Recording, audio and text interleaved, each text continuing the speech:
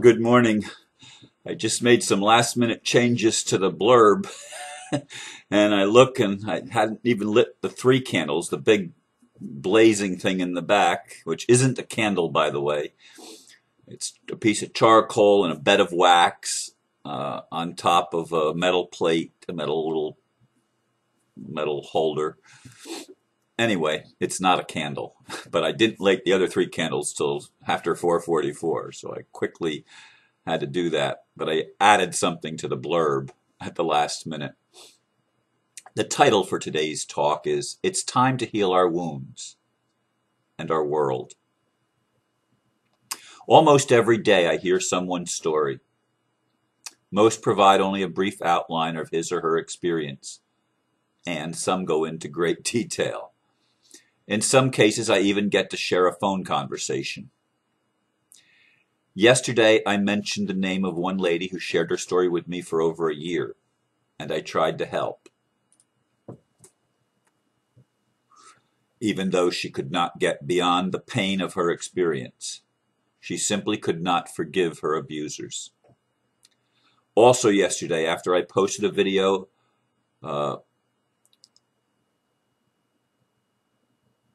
by a psychiatrist about fraud in psychiatry, I received a cry for help from a beautiful lady in Denmark who was being abused by the state-controlled psychiatrists. I did not know how to help her either, until my cousin posted a comment saying, quote, "Well, Ron, maybe you could mention Dana's dilemma on your YouTube show and ask your followers to send her some positive energy, good thoughts, and support. Maybe someone in your audience is close enough to do something constructive about her situation. You never know." End quote. Her story is on my Facebook wall, and here is the link to her video. Please contact her if you can help her. Thank you. Dana wrote, "Please help. Dear friends, my name is Dana Stasnik Gulterman, and I've made this video because I desperately need your help. I am an artist, active light worker, and freedom activist. I am also very sensitive and spiritual person, but not only because I have been abused as a child. The last 3 years I have been constantly harassed by Danish civil and healthcare authorities. On February 18th, after my regular visit at Danish Employment Office, I was later on the same day assaulted in my home by police and pointed out by a doctor as a person dangerous to myself and my surroundings. I have been and I am still detained against my own free will. I have requested a proof of my so-called abnormality, but I was given no explanation. The answer of the head psychiatrist was, I am the system, I have the power, and I decide. As a consequence of this, I'm being pressed to take drugs like Abilify and Depakine. But I have until now refused to take the drugs. To be released, the system requires that I take some kind of drugs for some period of time, no matter of my actual state of mind. This matter of fact I refuse to accept. At this point, according to Danish civil law, all my human rights have been taken from me, and therefore I pray for your help. At the moment, I am at Aarhus University Hospital, located in Aarhus, Riskov, Denmark. She provides her phone number, and you can always contact me through my Facebook, which is facebook.com, Dana Gulterman.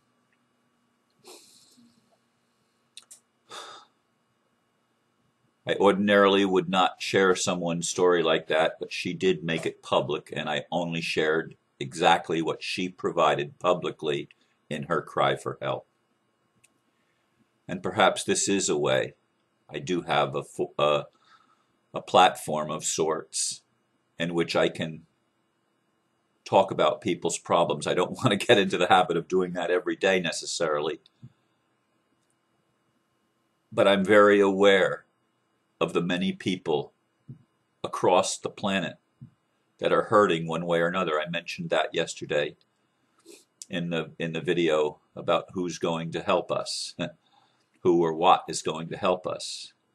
We're going to help each other. And this is the way of Spirit, the way of God, if you will, that we help one another.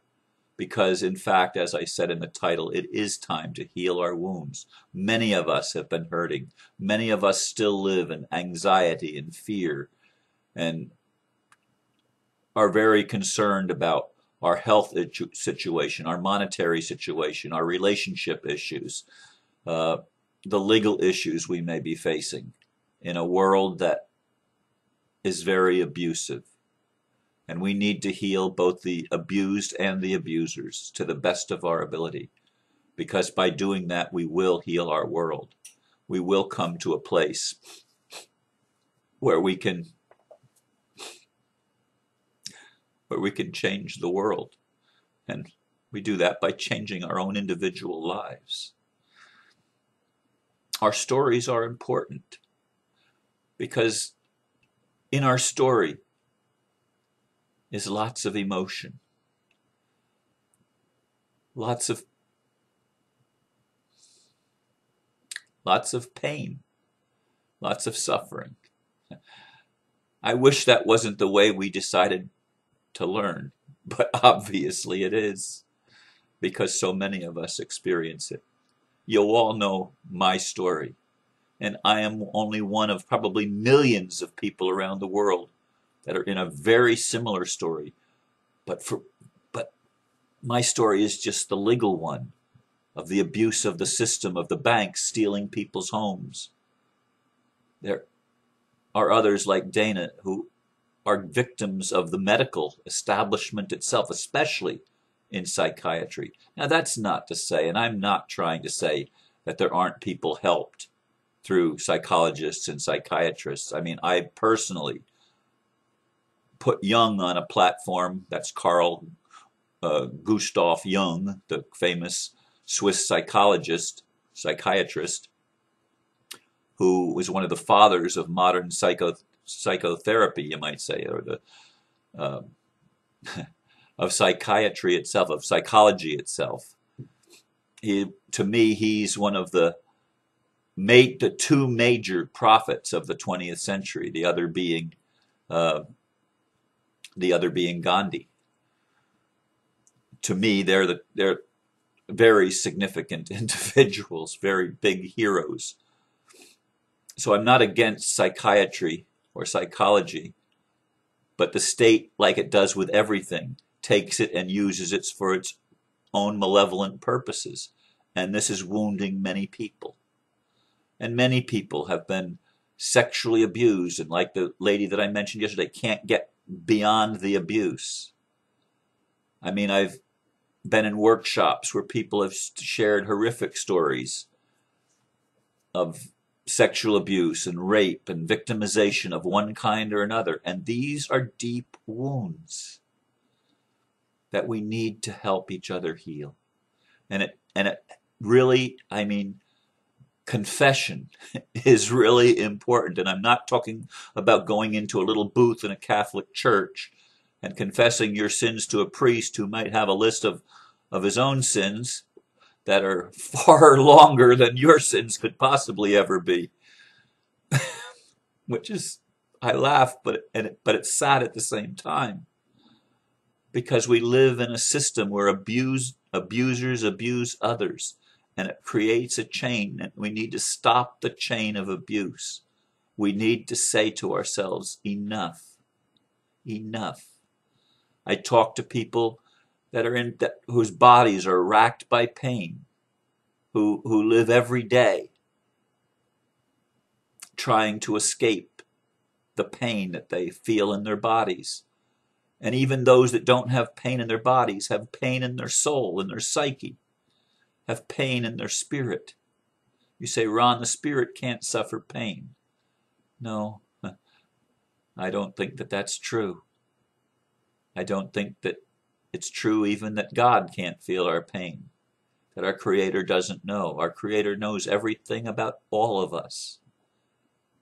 and loves us anyway, and understands and comprehends what we're going through, comprehends the path we have chosen on this prodigal journey that we have chosen together to determine the bounds of our conscious ability to create. And now in the 20th century and into the 21st century, our discovery of our subconscious and our unconscious and our superconscious, so that we can bring it all together and we can heal ourselves. It's a beautiful thing when someone reaches out to be helped. It's a sad thing when we don't know what to do. It's a sad thing for me when I know that I have abilities that I haven't yet fully uncovered and tapped into. I know I'm a healer, and yet so little have I been able to heal anybody, at least not that I'm aware of. I know that I'm a powerful protector, but I don't even know how to protect my own self against abuse sometimes. And I live in the uncertainty and the pain that many live in. Not because I'm choosing to live there, but in a sense I am. Someone asked me recently, why do you think it is that you suffer so much and that you have so many challenges in your life? And I think it's because if I didn't have all these challenges, I would be like some of my friends who act like it's your fault. Like it's like you brought it on yourself. And have the flip attitude of everybody creates his or her own reality. And if you're suffering, it's because you did something wrong. It's because there's a problem. And I remember when I say that, when they brought Jesus, the person came to Jesus who was born blind. And he was asked, who sinned that this man was born blind? And he said, nobody, but that the glory of God might be shown. How do we show the glory of God? We show it by helping heal our wounds, sometimes by helping another, which always helps ourselves. We need to come clean. We need to tell the truth. We need to share what feels bad. And if we don't know why we're feeling bad, we need to share it, because other people can see things about us that we can't see about ourselves, because we're mirrors of each other. That's what the workshops are all about. It's all about healing the wounds and filling ourselves up with the love. And even when we understand that that is the process of releasing the wounds, of releasing the pain, we still, even when we're moving into love more and more and more, we still feel pains. We still have issues that we need to deal with. None of us, if we're here, none of us are completely healed yet. If we were, the world would also be healed. And I'm not healed because the world isn't. It may sound flip or trite. Oh, Ron, what excuses you make. What rationalizations you make. You were responsible, Ron. You did it. You brought it on yourself. You say that, man, you feel the pain. You're going through what you're going through because that's what others are going through too. It's not about others, Ron. It's about you. No, it's about all of us, because we're all reflections of each other. We're all mirrors to one another. We all share the common thread of the human story of suffering. All of us do, in one way or another. Our stories may differ on detail, but the pattern is the same. We have chosen to learn through suffering. And now in March 2013 and the days that lie ahead, we have the opportunity to heal our wounds and to heal our world. And many of us are taking that opportunity by telling the truth and by reaching out, as Dana has done, and by asking one another for help and asking, will you please love me as I am? think I'm going to leave it right there. Thank you so much for listening again. And we are blessed. We really are. Thank you. Namaste.